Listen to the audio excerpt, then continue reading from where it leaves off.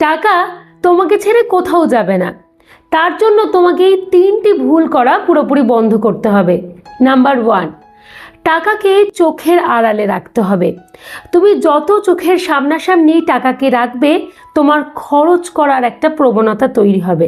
কিন্তু যদি টাকাকে তুমি চোখের আড়ালে রাখো, দেখবে তোমার খরচা করতে খুব একটা মন চাইবে না। এই পরীক্ষাটা অবশ্যই তোমরা কিন্তু করে দেখতে পারো। নাম্বার 2, আবেগে পড়ে কোনো কিছু খরচ করা চলবে না।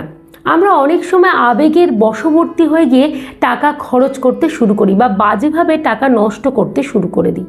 হয়তো দেখা গেল জীবনে কোনো কারণে দুঃখ রয়েছে, হঠাৎ করে দুঃখ এসেছে, আমরা সেই দুঃখ থেকে যাতে জীবনে আবার আনন্দ নিয়ে আসতে পারি, এই কারণে টাকা বেশ খানিকটা নষ্ট করে ফেলি।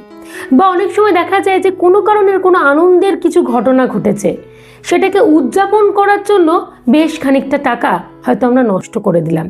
এইগুলো করা কিন্তু ভুলেও চলবে না। নাম্বার 3, লোক দেখে কোনো খরচ করা চলবে না। আমরা অনেক সময় অন্য মানুষদেরকে দেখানোর জন্য খুব বাজেভাবে টাকা নষ্ট করে দিই।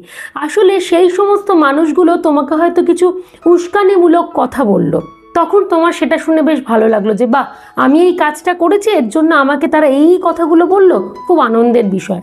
আমরা এরকম মনে করে আরও বেশি পরিমাণে টাকা খরচ করতে শুরু করে দিই বা নষ্ট করতে শুরু করি। সেইগুলো কিন্তু করা চলবে না, কারণ এইগুলো করলে টাকা আমাদের সঙ্গে কোনো দিনই থাকবে না।